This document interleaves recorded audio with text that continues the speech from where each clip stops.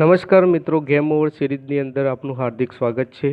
ભારતીય અર્થતંત્ર અને આયોજનની અંદર એક નવા ટોપિક સાથે ભારતીય અર્થતંત્ર કે જેનો વ્યાપ 1950થી 1990 દરમિયાન કેવી રીતે રહ્યો, ભારતની અંદર કેવી રીતે એનો ધીમે ધીમે વિકાસ થયો અને આપણે શું પગલાં લીધા, એની ઇફેક્ટ સોસાયટી ઉપર શું પડી, એ દરેક બાબતની આપણે ચર્ચા કરીશું।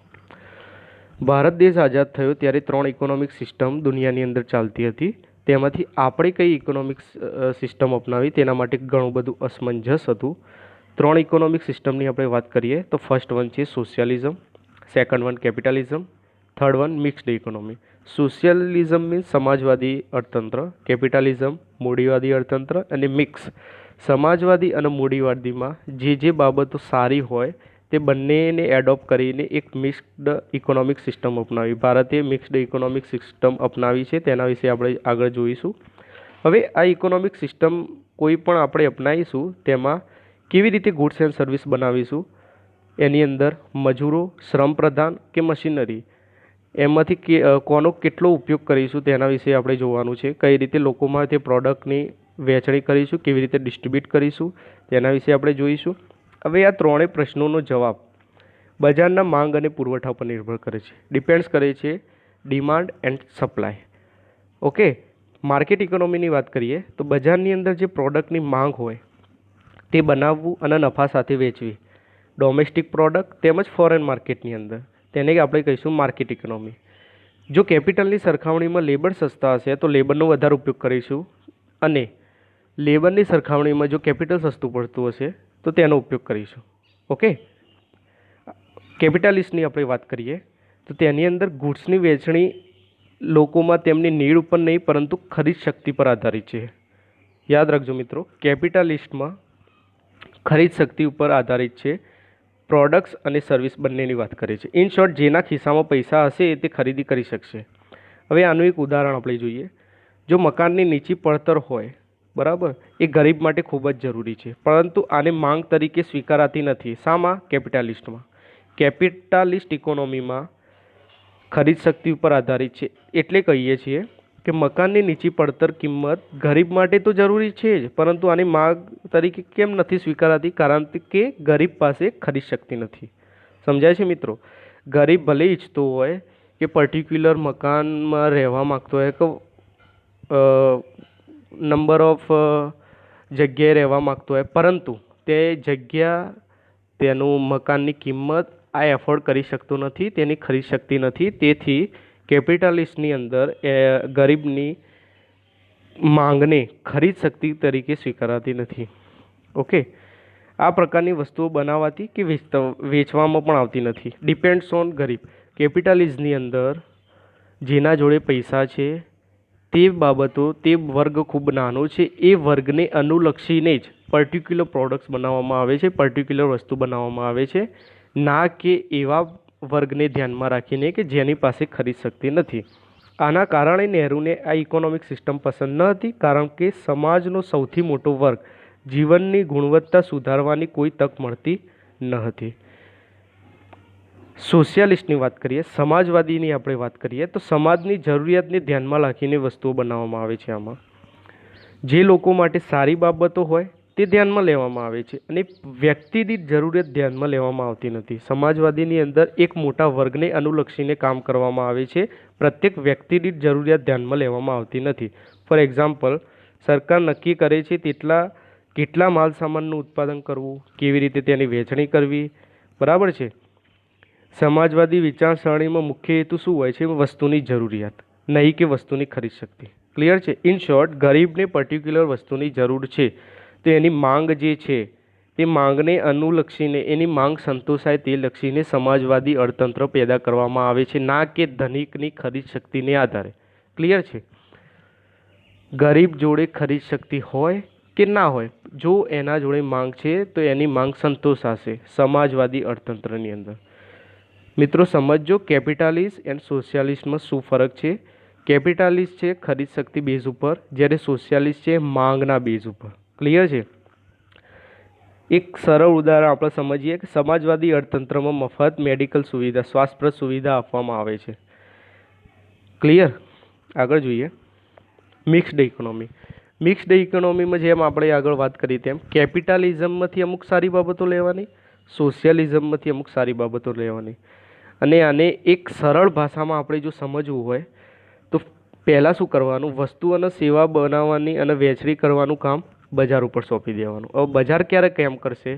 જ્યારે એને નફો દેખાતો હશે. નફાનું પ્રમાણ વધતા ઓછા પ્રમાણમાં એને દેખાતું હશે અને એને પરવડશે તો જ પર્ટિક્યુલર પ્રોડક્ટનું ઉત્પાદન કરશે અને ડિસ્ટ્રીબ્યુટ કરશે. હવે જે બાબતોનું મેન્યુફેક્ચરિંગ અથવા પ્રોડક્ટ બનાવવાનું અથવા અમુક સર્વિસ પ્રોવાઈડ કરવાનું કામ બજાર કરી શકતું નથી, ત્યારે આ પ્રકારનું કામ સરકાર કરે છે. સમજી શકો છો મિત્રો?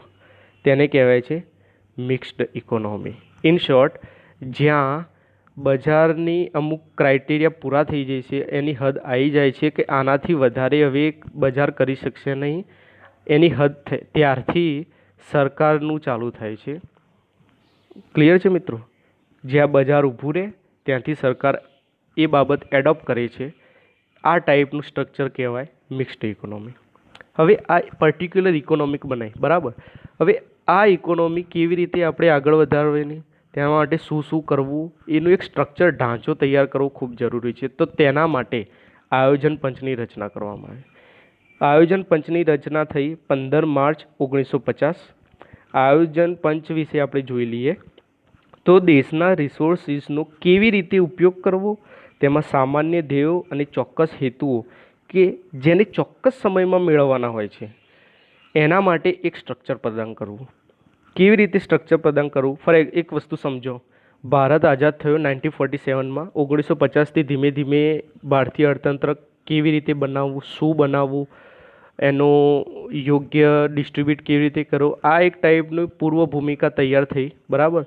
હવે આ પૂર્વ ભૂમિકાને લોંગ ટર્મ માટે કેવી રીતે જાળવી રાખવું, તેના માટે એક પંચની રચના થઈ, આયોજન પંચ, જેના દિશા નિર્દેશો દ્વારા ધીમે ધીમે ભારતીય અર્થતંત્ર એક સાયકલની જેમ ફરવા લાગ્યું. ક્લિયર છે? હવે આની અંદર ભારતના જોડે એ ટાઈમે લિમિટેડ રિસોર્સિસ હતા. તો આ લિમિટેડ રિસોર્સિસનો મેક્સિમમ ઉપયોગ કરીને કેવી રીતે ભારતીય અર્થતંત્ર સારી રીતે આગળ વધારવું અને ભારતના લોકોને જીવન જરૂરિયાતની વસ્તુઓ સાથે સાથે વિકાસની એક પ્રણાલી ઉત્પન્ન કરવી અને ધીમે ધીમે એમનું સ્ટાન્ડર્ડ ઓફ લિવિંગ હાઈ કરવું. તો તેના માટે 5 વર્ષીય આયોજન પંચની રચના કરવામાં આવી. આયોજન પંચ 5 વર્ષની આયોજન પંચની રચના થઈ. હવે આ જે 5 વર્ષીય આયોજન પંચની રચના થઈ, તેનો કોન્સેપ્ટ, તેનું મૂળ ક્યાંથી લેવામાં આવ્યું હતું તે યાદ રાખવાની જરૂરી છે. તો સોવિયત યુનિયનથી પ્રભાવિત છે. ઇન શોર્ટ, 5 વર્ષીય આયોજન પંચની જે રચના છે તે સોવિયત યુનિયનના જોડેથી એડોપ્ટ કરવામાં આવ્યું હતું. એમની જે સિસ્ટમ હતી એ વસ્તુ અપનાવી તેનાથી પ્રભાવિત થઈને આપણે આયોજન પંચની રચના કરી છે. હવે આયોજન નીતિઓ જે છે એ ફક્ત હેતુઓ સુધી સીમિત ન રહી, પરંતુ 20 વર્ષમાં શું મેળવવું છે તેનો પણ માર્ગ હતો. ઇન શોર્ટ, 5 વર્ષનું તો આપણે આયોજન પંચ બનાવ્યું, પણ સાથે સાથે એ પણ આપણે મગજમાં રાખતું તો 20 વર્ષ પછી 20 વર્ષના સમયગાળામાં આપણે શું એચીવ કરવું છે. ઇન શોર્ટ, 20 વર્ષ એક વસ્તુ સમજો, 20 વર્ષમાં આપણે એક બિલ્ડિંગ તૈયાર કરવાની છે અને 5 વર્ષમાં આપણે બિલ્ડિંગનું ધીમે ધીમે રો મટીરિયલને ડિઝાઇન તૈયાર કરીને એવી રીતે આપણે બિલ્ડિંગ તૈયાર કરવાની છે જે ખૂબ જ મજબૂત હોય અને ખૂબ જ ઇફેક્ટિવ હોય. તો 5 યરનો જે પ્લાન છે તે બેઝ પ્લાન કહેવાય અને 20 યર જે છે એ પ્રેસ્પેક્ટિવ પ્લાન કહેવાય. પ્રેસ્પેક્ટિવ પ્લાનને અનુલક્ષીને તેને સંતોષવા માટે 5 યરનો પ્લાન ધીમે ધીમે તેના માટે મદદરૂપ થશે. હવે એક વસ્તુ સમજો, એ સંભવ નથી કે બધી યોજનાને એક જ સરખું મહત્ત્વ આપવામાં આવે. કેમ સંભવ નથી? આગળ આપણે જોયું તેમ ભારત જોડે લિમિટેડ રિસોર્સિસ છે, બરાબર. તો કોઈ બી શરૂઆતના બેઝમાં આપણે જે જરૂરી છે, જે ખૂબ જ જરૂરી છે, પાયાની સગવડો, તેને સૌથી પહેલાં આપણે ફોકસ કરીશું અને ધીમે ધીમે જેમ ભારતનું અર્થતંત્ર મજબૂત થતું જાય તેમ આપણે વિકાસની ગતિને આગળ વધારતા રહીશું, બરાબર છે. ફોર એક્ઝામ્પલ આપણે જોઈએ, આધુનિક ટેકનોલોજી આપણે સ્વીકારવાની હોય ત્યારે રોજગારીનું સર્જન સાથે ઘર્ષણ ના થાય તે ખૂબ જ જરૂરી છે, બરાબર. હવે આનો આપણે એક્સપ્લેનેશન જોઈએ. આપણે વિદેશમાંથી આધુનિક ટેકનોલોજીને એડોપ્ટ કરીએ છીએ, તો સ્વાભાવિક છે આધુનિક ટેકનોલોજીને આવ્યા પછી નંબર ઓફ શ્રમની જરૂર ઓછી પડશે, નંબર ઓફ એમ્પ્લોઈઝની જરૂર ઓછી પડશે, તો જેના લીધે રોજગારીનું સર્જન જે થતું હતું એ ઘટશે. હવે આ રોજગારીના સર્જનને ઘટાડીને આધુનિક ટેકનોલોજી વધારે ઉપયોગ કરી શકાય નહીં, પણ જોડે જોડે ભારતના અર્થતંત્રને બીજા બધા અર્થતંત્રો જેવું મજબૂત બનાવવા માટે આધુનિક ટેકનોલોજીની બી પણ જરૂરી છે. તો આધુનિક ટેકનોલોજી અને શ્રમ આ બંને વસ્તુનો એવી રીતે ઉપયોગ કરવામાં આવે કે ઘર્ષણ ના થાય, પરસ્પર બંને વચ્ચે ઘર્ષણ ઊભું ના થાય. જો આધુનિક ટેકનોલોજી ઘટાડી દેવામાં આવે તો શ્રમની જરૂરિયાત વધે, અને આધુનિક ટેકનોલોજી વધારવામાં આવે તો શ્રમની જરૂરિયાત ઘટે. તો આ થાય નહીં, એ માટે આયોજકને બંને ધ્યેયને ધ્યાનમાં રાખી સંતુલન બનાવી રાખવું ખૂબ જ જરૂરી છે. સમજો મિત્રો, વિભિન્ન યોજનાઓની અંદર અલગ અલગ લક્ષ્ય બનાવેલા હોય છે. ક્લિયર? આ લક્ષ્યની આપણે વાત કરીએ, કઈ રીતે આપણે બનાવવાના ને એના રિલેટેડ આપણે આગળ ચર્ચા કરવાની જ છે. હવે આપણે જે આ 5 યરનો પ્લાન બનાવ્યો, જેને કહેવાય છે પંચવર્ષીય યોજના. હવે આ પંચવર્ષીય યોજના એ નથી બતાવતી કે પ્રત્યેક વસ્તુ કે સેવાનું કેટલું ઉત્પાદન કરવું, કારણ કે એ સંભવ પણ નથી કે જરૂરી પણ નથી. પૂર્વ સોવિયત સંઘે પ્રયાસ કર્યો હતો, જેમાં તેને નિષ્ફળતા મળી છે. તેથી ભારતે આનો કોઈ પણ જાતનો પ્રયાસ કર્યો નથી કે સંભવ પણ નથી, જેમ આપણે આગળ જોયું તેમ. આથી આપણે એટલું જ પર્યાપ્ત છે કે યોજનાઓ એવા ક્ષેત્રોને વિષયમાં સ્પષ્ટ લક્ષ્ય નિર્ધારિત કરે જેમાં એમની મહત્વપૂર્ણ ભૂમિકા છે, જેમ કે વિદ્યુત ઉત્પાદન છે, સિંચાઈની સગવડ છે, વધારાની વસ્તુઓને બજાર પ્રમાણે છોડી દેવી જોઈએ. ઇન શોર્ટ, આનો કોન્સેપ્ટ એક વસ્તુ સમજી લો મિત્રો, જ્યાં જરૂર છે બજારના અંદર ઇન્ટરફિયર કરવાની ત્યાં જ ઇન્ટરફિયર કરવું જોઈએ. મોસ્ટ પ્રોબેબલી કેપિટલિઝમ જે ઇકોનોમિક સિસ્ટમ છે, મૂડીવાદી જે અર્થતંત્ર છે, તેના બેઝ ઉપર છોડી દેવું જોઈએ. અને જ્યાં મૂડીવાદી અર્થતંત્ર પોતાનું કાર્ય સારી રીતે કરી શકતું નથી અથવા કોઈ પણ વસ્તુ કરવા માટે અસમર્થ છે, ત્યારે સમાજવાદી અર્થતંત્રનો ઉપયોગ કરવો જોઈએ, ત્યારે સરકારે આગળ આવવું જોઈએ. ક્લિયર?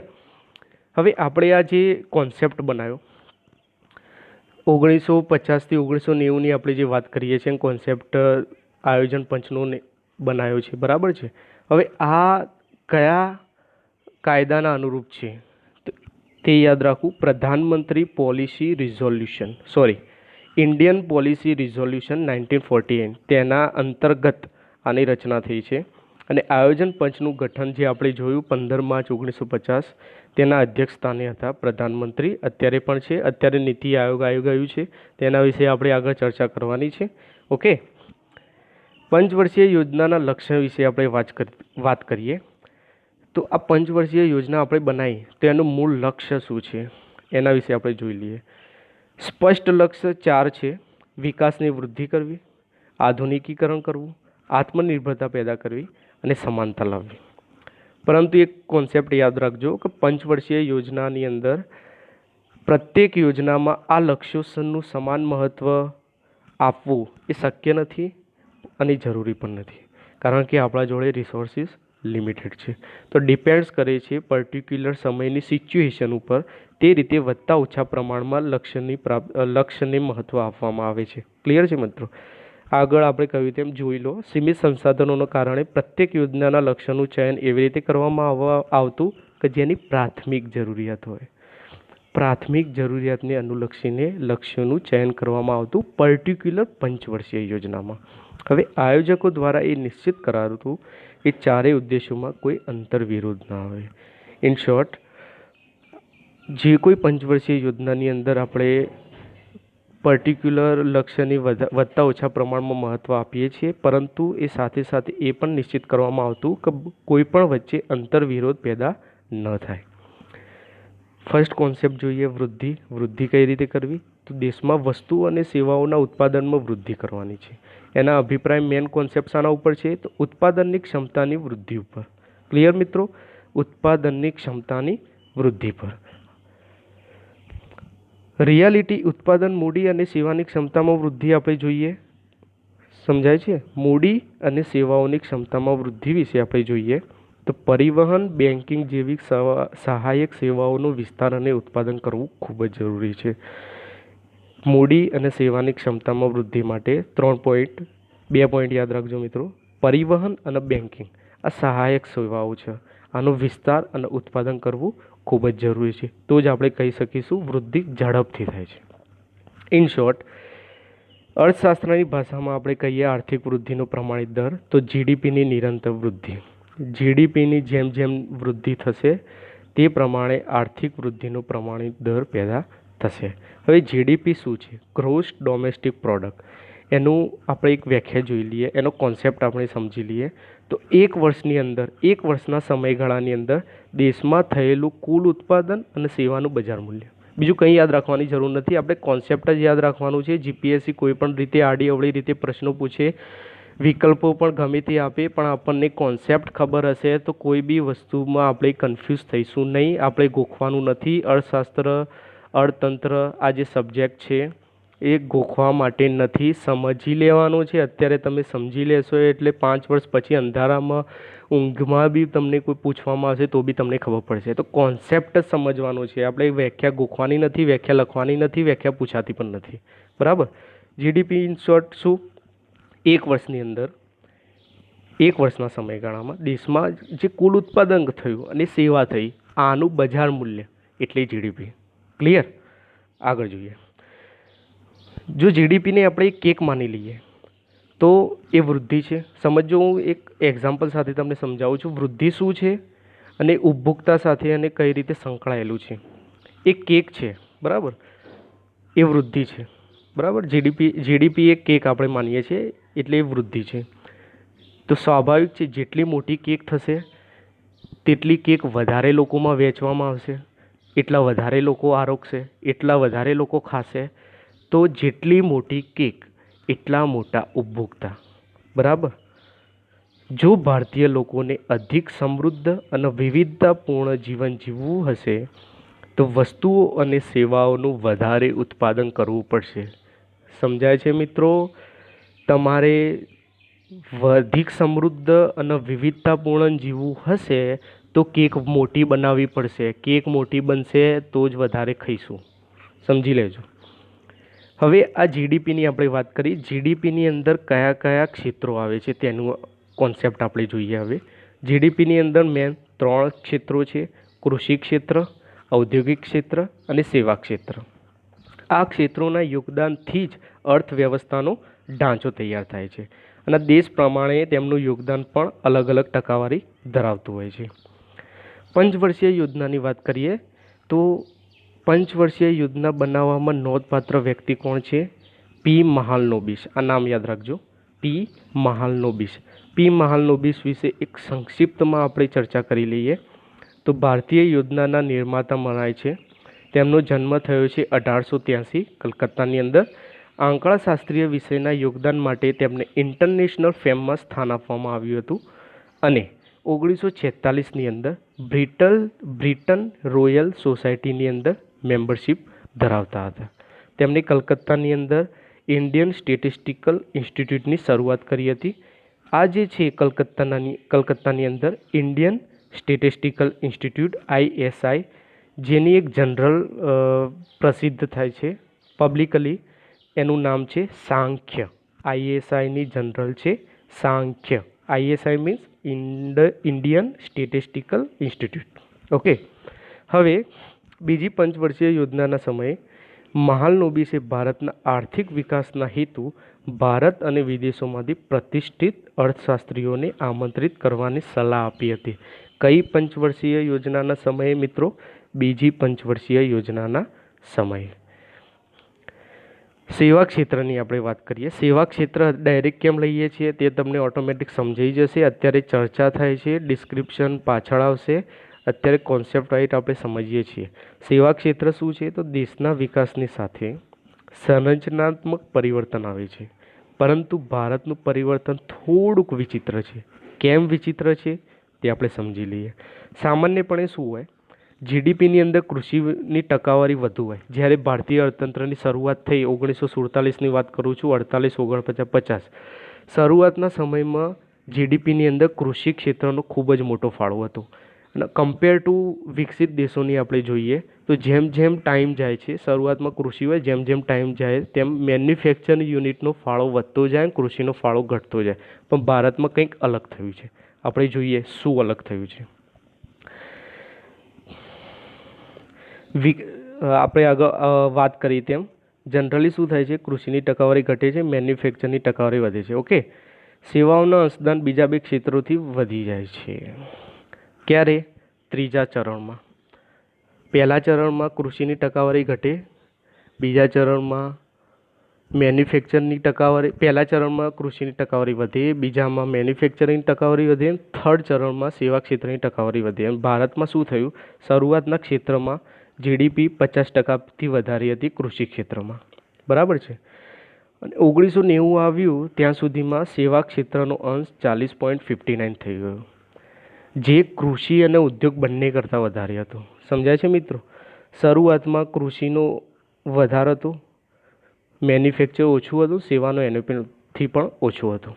1990 આવતા શું થયું, કૃષિનો વ્યાપ ઘટી ગયો, મેન્યુફેક્ચરિંગનો વ્યાપ ઘટ્યો અને સેવા ક્ષેત્રનો એકદમ વ્યાપ વધી ગયો. તો આપણે ડાયરેક્ટ કૂદકો માર્યો છે સર્વિસ સેક્ટરમાં, કૃષિ ક્ષેત્ર વધી. મેન્યુફેક્ચરિંગ સેક્ટર જે કોમન છે, જનરલી છે કે મેન્યુફેક્ચરિંગ સેક્ટરનો વ્યાપ વધે, પણ એવું આપણ ભારતીય અર્થતંત્રમાં થયું નથી. ભારતીય અર્થતંત્રમાં કૃષિ પછી ડાયરેક્ટ સર્વિસ સેક્ટરનો વ્યાપ ખૂબ જ વધી ગયો છે કમ્પેર ટુ મેન્યુફેક્ચરિંગ યુનિટ.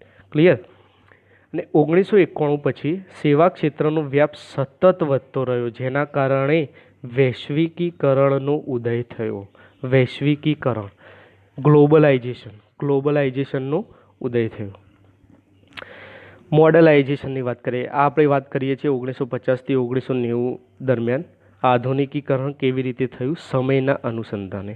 તો વસ્તુઓ અને સેવાઓના ઉત્પાદન વધારવા માટે ઉત્પાદકોને નવી ટેકનોલોજી અપનાવવાની જરૂર હતી. આ નવી ટેકનોલોજી કેવી હોઈ શકે? નવા બીજ છે, ફેક્ટરીમાં મશીનરીનો ફેરફાર કરવામાં આવ્યો. હવે આ આધુનિકીકરણ ફક્ત નવી ટેકનોલોજી પૂરતું સીમિત ન રહેતા સામાજિક દૃષ્ટિકોણથી પણ પરિવર્તન લાવવું ખૂબ જ જરૂરી હતું. સામાજિક દૃષ્ટિકોણથી કેવું પરિવર્તન આવ્યું તેની વાત કરી લઈએ. મહિલાઓનો પગાર જે હતો, જે પુરુષની સમકક્ષ ઘણો ઓછો હતો. તો પુરુષની સમકક્ષ મહિલાઓનો પગાર લઈ જવા માટે ઘણા બધી બાબતોમાં સુધારા કરવામાં આવ્યા. તે પુરુષની સમકક્ષ મહિલાઓનો પગાર વધે તે માટે અમુક કાર્યો પણ કરવામાં આવ્યા. ફોર એક્ઝામ્પલ, પરંપરાગત સમાજમાં નારીનું સ્થાન ઘર પૂરતું સીમિત હતું, જે આધુનિકીકરણમાં બેંકો, કારખાના, વિદ્યાલયો આ બધા સ્થાન પર તેમની પ્રતિભાનો લાભ મેળવવામાં આવ્યો. બરાબર. સેલ્ફ રિલાયન્સની વાત કરીએ, અત્યારે હાલ ખૂબ જ ચાલે છે કરંટમાં ટોપિક આત્મનિર્ભરતા. આ કરંટના ટોપિક આત્મનિર્ભરતા ઉપર હું એક વિડીયો બનાવવાનો છું કે ખરેખર આત્મનિર્ભરતાની વાતો કરીએ છીએ, પણ ખરેખર ભારતીય અર્થતંત્રમાં એ થઈ શકે કે કેમ, અથવા કરવા માટે કેવા પગલાં લેવા જરૂરી છે, એ દરેકની આપણે એક સંક્ષિપ્તમાં છણાવટ કરીશું જીપીએસસીના મેન્સ ટોપિક તરીકે. પણ એ સાથે સાથે આપણે જૂનું ઇન શોર્ટ પાસ્ટ રિલેટેડ ભારતીય અર્થતંત્રમાં પાસ્ટની અંદર સેલ્ફ રિલાયન્સનો કોન્સેપ્ટ આવે જ છે, જેમાં અત્યારે આપણે જોયું તેમ 1950ની અંદર 1950થી 1990માં સેલ્ફ રિલાયન્સનો કોન્સેપ્ટ છે જ. હવે આ કોન્સેપ્ટને અત્યારના નવા 2020ના આત્મનિર્ભરતાના કોન્સેપ્ટ સાથે આપણે સરખાવવાનું છે. પછી સમજવાનું છે કે ભૂતકાળમાં કેવી ભૂલો આપણે કરી હતી જે અત્યારે હાલ હવે કરવાની નથી. બરાબર. હવે જોઈએ, હવે સેલ્ફ રિલાયન્સ આયાત સંબંધો ઉપર આધારિત છે. પ્રથમ 7 પંચવર્ષીય યોજનામાં આત્મનિર્ભરતા પર ભાર મૂકવામાં આવ્યો. યાદ રાખજો મિત્રો, 7 પંચવર્ષીય યોજના, પ્રથમ જે 7 પંચવર્ષીય યોજના હતી તેની અંદર સેલ્ફ રિલાયન્સ આત્મનિર્ભરતા ઉપર ભાર મૂકવામાં આવ્યો હતો. એવી ચીજવસ્તુઓના આયાત પર પ્રતિબંધ મૂકવામાં આવ્યો હતો કે જેની દેશમાં ઉત્પાદન સંભવ હોય. સ્વાભાવિક છે. વિશેષ કરીને શું આવે છે તેમાં? તો ખાદ્ય ચીજવસ્તુઓની બીજા દેશ પર નિર્ભરતા ઓછી કરવાની આવશ્યકતા છે. શરૂઆતના સમયગાળાની અંદર આપણે ખાદ્ય ચીજવસ્તુઓ અમેરિકા જોડેથી ઇમ્પોર્ટ કરતા હતા. અમેરિકાથી આપણે ખાદ્ય ચીજવસ્તુઓ ઘણી પહેલાં આવતી હતી, તો તે સમયની આપણે વાત કરીએ છીએ. પરંતુ સાથે સાથે એવી પણ આશંકા હતી કે આયાત ખાત સેલ્ફ રિલાયન્સ એડોપ્ટ કરવા માટે બીજું કયું કારણ હતું તે આપણે જોઈ લઈએ કે આયાત ખાત વિદેશી મશીનરી અને મૂડી પર નિર્ભરતા કોઈ પણ કારણસર આપણા દેશની નીતિઓમાં હસ્તક્ષેપ થઈ શકે. હવે હસ્તક્ષેપ થઈ શકે એવો ડર કેમ હતો સમજો મિત્રો. અંગ્રેજો શરૂઆતમાં જ્યારે ભારત આવ્યા ત્યારે એક વેપારી તરીકે આવ્યા. ધીમે એમણે વેપારનો વ્યાપ વધાર્યો, કિલ્લેબંધીઓ કરી, નાના મોટા યુદ્ધો કર્યા અને ભારતની અંદર એમનું હેન્ડલિંગ ધીમે વધવા લાગ્યું અને ટોટલી બધા રાજાઓને અલગ પ્રલોભનો આપીને તેમના આધીન કરી દીધા અને છેવટે આખા ભારત ઉપર તેમણે સત્તા જમાવી. તો એ ટાઈમે એવો ડર હતો કે એમણે ખૂબ જ ઓછા સમયમાં ખૂબ જ લોંગ સમયમાં આઝાદ થયા, પણ ખૂબ જ ઓછો ટાઈમ થયો છે આપણા આઝાદ થયે. તો આ ટાઈપનું ફરીથી જે વિદેશી આયાત ખાત છે, વિદેશી મશીનરી છે, મૂડી ઉપર નિર્ભરતા છે, આ નવું કંઈ ભારતના અર્થતંત્રમાં લાવવું નથી. કારણ કે આપણને જે ભૂતકાળમાં અનુભવો થયા છે તેવું ફરીથી ના બને એવો એક ડર હતો. તો આના કારણે આપણે દેશની નીતિઓમાં કોઈ હસ્તક્ષેપ ના કરી શકે તે માટે આપણે આત્મનિર્ભરતાનો કોન્સેપ્ટ અપનાવ્યો હતો. ઇક્વિટી, સમાનતા. ફક્ત વૃદ્ધિ, આધુનિકીકરણ અને આત્મનિર્ભરતાથી લોકોના જીવનમાં સુધાર આવે એ જરૂરી નથી અને આવતો પણ નથી. સ્વાભાવિક છે, આપણે જોઈએ છીએ કે ઘણા દેશોમાં વૃદ્ધિ અને આધુનિકીકરણ હોવા છતાં બી લોકો ગરીબીથી પીડાય છે. તો આપણે એ સુનિશ્ચિત કરવું જરૂરી છે કે આર્થિક સમૃદ્ધિનો લાભ દેશના નિર્ધન વર્ગને પણ મળી રહે અને ધનિકો સુધી સીમિત ન રહે. અત્યારે હાલ કોન્સેપ્ટ જે ચાલે છે અંત્યોદય યોજના, દેશના છેવાડાના માણસ સુધી પણ એ યોજનાનો લાભ પહોંચે, એ કોન્સેપ્ટની વાત કરી છે. સમાનતા, ઇક્વિટી. પ્રત્યેક ભારતીયને ભોજન, રહેઠાણ, શિક્ષણ, સ્વાસ્થ્ય સેવાઓ જેવી મૂળભૂત સુવિધાઓ પૂરી કરવામાં સમર્થ હોવો જોઈએ અને ધન સંપત્તિની અસમાનતા ઓછી હોવી જોઈએ. બરાબર છે. અત્યારે હાલ બહુ મોટો પોઈન્ટ છે ભારતના અર્થતંત્રમાં કે ધન સંપત્તિની અસમાનતા ખૂબ જ વધારે છે. તેના માટે આપણે શું પગલાં લેવા જોઈએ તે પણ આપણે જોઈશું. અત્યારે યાદ રાખજો કે 1950થી 1990 દરમિયાન વૃદ્ધિ, આધુનિકીકરણ, આત્મનિર્ભરતાની સાથે સમાનતા ઉપર કામ કરવામાં આવ્યું. વૃદ્ધિની આપણે ચર્ચા કરી, આધુનિકીકરણની ચર્ચા કરી, આત્મનિર્ભરતાની ચર્ચા કરી, સમાનતા માટેની જ આપણે ચર્ચા કરી. એમાં સૌથી પહેલાં શું પોઈન્ટ હતો? સ્વાભાવિક છે કે લિમિટેડ રિસોર્સિસ છે, એટલે પાયાની સગવડો, મૂળભૂત સુવિધાઓ સૌથી પહેલાં આપણે પૂરી કરવાની વાત કરવામાં આવી. ભોજન, રહેઠાણ, શિક્ષા અને સ્વાસ્થ્ય. હવે આ જે ઉપરોક્ત 4 લક્ષ્યો છે જે આપણે વાત કરી, વૃદ્ધિ, આધુનિકીકરણ, આત્મનિર્ભરતા અને સમાનતા, આ 4 લક્ષ્યોની પ્રાપ્તિ માટે કૃષિ, ઉદ્યોગ અને વ્યાપારના સંદર્ભમાં કેટલી સફળતા મળી તેની ચર્ચા આપણે ભાગ 2ની અંદર કરવાના છીએ. જો તમને આ વિડીયો ગમ્યો, do subscribe and hit the bell icon. Thank you very much. જય હિન્દ, જય ભારત.